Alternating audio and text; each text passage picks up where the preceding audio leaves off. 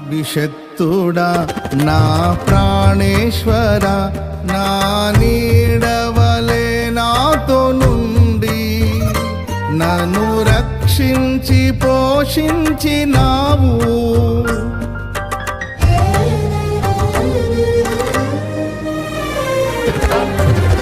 నేనెన్నడు నాకై ఆశించని నీ దీవెనలతో తృప్తి పరచి